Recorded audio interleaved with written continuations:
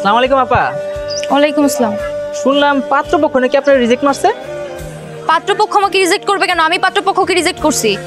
আপা চাপা মাইরেন না, সবাই তো জানে পাত্রপক্ষ আপনার রিজেক্ট করছে। সবাই বললেই হলো? থাপ্পড় দিয়ে দাঁত ফেলাই দিব। আমি বলতেছি বিশ্বাস হয় না? আমি পাত্রপক্ষকে রিজেক্ট করছি। তো সব মামা ধরেন তো ভাড়া। রিজেক্ট হওয়ার পর সবাই এগুলাই কয়। ফুসকা দাও তো। আজকে আপনি বাইরে হলেন কেন? কেন আজকে কি হয়েছে? শুনলাম আপনার পাত্রপক্ষ রিজেক্ট মারছে, ঘটনা কি সত্যি? পাত্রপক্ষ কি এলাকাতে মাইকিং করতে করতে গেছে? মাইকিং করা লাগবে কেন আপা? আপনি লেগেন এলাকার ফেমাস, আপনার খবর তো বাতাসে ঘুরে। হ, আমি তো আকাশের গুড্ডি যে আমার খবর বাতাসের আগে ঘুরে। শোনো, পাত্রপক্ষরে আমি রিজেক্ট করছি, ওরা আমারে রিজেক্ট করে নাই। ও রিজেক্ট হওয়ার পরে সব মেরে একই কথা।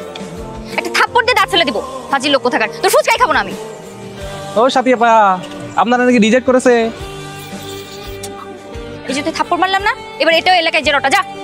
যত সব এলাকার লোকজনের খেয়ে দিয়ে কোনো কাজ কাম নেই, সারাদিন আমার নিয়ে গসিপিং করবে। সব দোষ ওই ছেলেটার। ওই ছেলেটার যদি আমি 12টা না বাজাইছি না, তাহলে আমার নম্বর সাথে।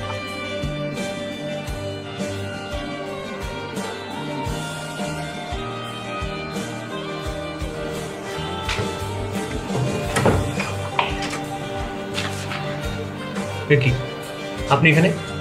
জি আমি কেন? আসলে ওই দিনের ব্যবহারের জন্য আমি সরি। এতটা রিয়াক্ট করা আমার উচিত হয় না। তো সেদিন আপনিও রেগে গিয়েছিলেন, আমিও রেগে গিয়েছিলাম, সুতরাং রাগের আগে কাটাকাটি। চলেন এখন আমরা বিয়ে করি। সারা জীবন শুনলাম মানুষ রাতের বেলা ঘুমের মধ্যে স্বপ্ন দেখে, আমি কি দিনের বেলা জেগে জেগে স্বপ্ন দেখতেছি? তো দেখি তো।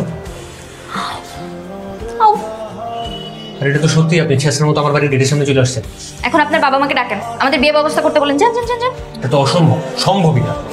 শোনেন, আপনার জন্য আমার মান সম্মান সব নষ্ট হয়ে গেছে। আমি রাস্তায় বেরোতে পারছি না। রিকশাওয়ালা থেকে শুরু করে সব স্তরের মানুষজন আমাকে খেপাচ্ছে যে আমাকে আপনি রিজেক্ট করেছেন। এটা আমার জন্য কতটা অসম্মানের আপনি ভাবতে পারেন? এখন আপনার একটাই শাস্তি, আপনার আমাকে বিয়ে করতে হবে, ব্যাস। ঠিক আছে, ভালো থাকবেন, মাফ করেন এখন, টাটা, গুড বাই। এই গুড বাই মানে গুড বাই মানে?